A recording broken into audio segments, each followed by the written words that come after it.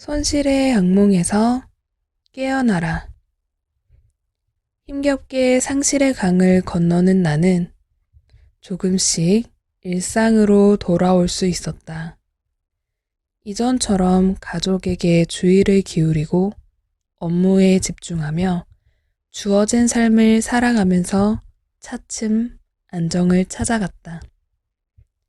한 방을 기대하며 뭔가에 투자하지만 어느새 원금 회복이 목표가 되어 있듯이 나 역시 기존의 삶으로 돌아가는 것이 목표가 되었다.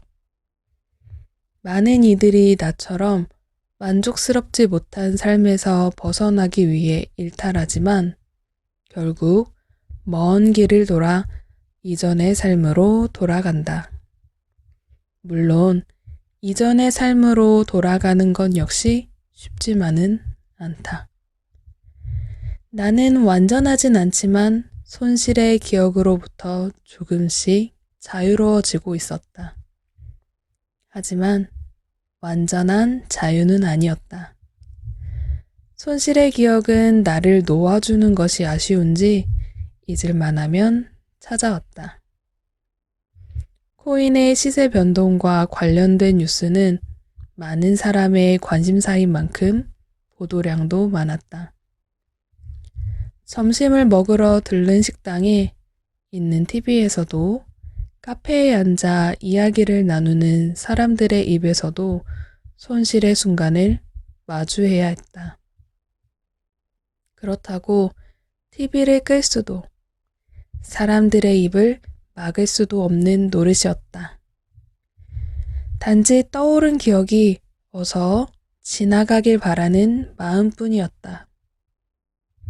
떠올리고 싶지 않은 기억을 끄집어내는 것은 사람들의 입과 뉴스만은 아니었다.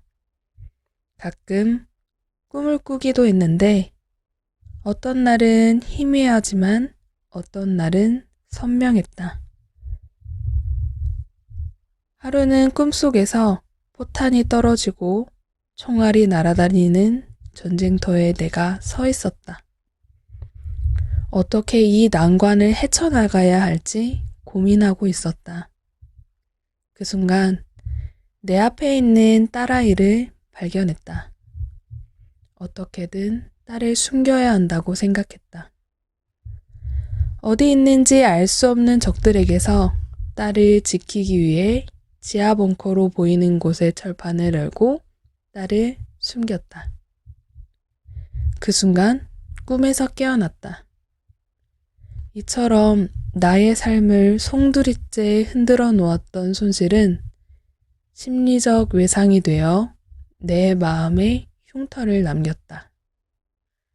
나는 그 흉터를 볼 때마다 시간 여행이라도 하듯 손실의 순간으로 돌아가 삶이 흔들리는 모습을 목격해야 했다. 꿈이라는 걸 알지만 마치 현실인 것처럼 고통스러웠다. 꿈이 가끔 영화처럼 느껴질 때가 있다. 감독, 시나리오 작가도 없는데 완벽한 스토리와 연출로 마블 못지않는 스펙터클한 영화가 펼쳐진다.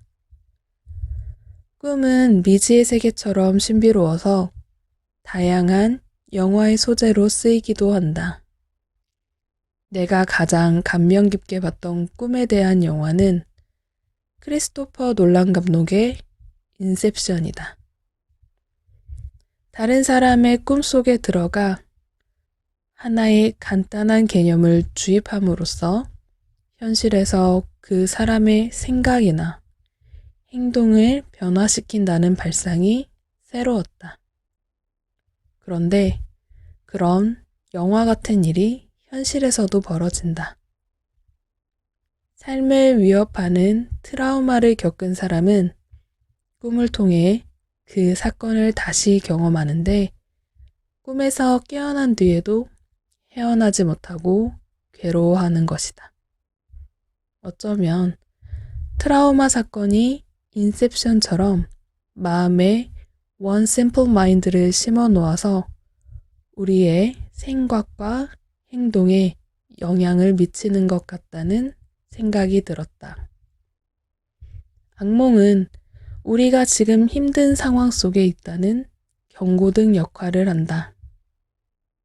하지만 이미 날 힘들게 했던 일이 끝났는데도 계속 알람이 울리면 결국 그 기능을 상실한다. 우리에게 유용하며 필요한 이 경고등을 고치는 방법은 의외로 간단하다. 인셉션에서는 꿈과 현실을 구분하는 방법으로 탱이나 반지를 돌리는 방법을 이용했다. 이것들을 돌려서 멈추지 않고 계속 돌면 꿈이고 돌다 멈추면 현실이라는 사실을 통해 꿈과 현실을 구분했다.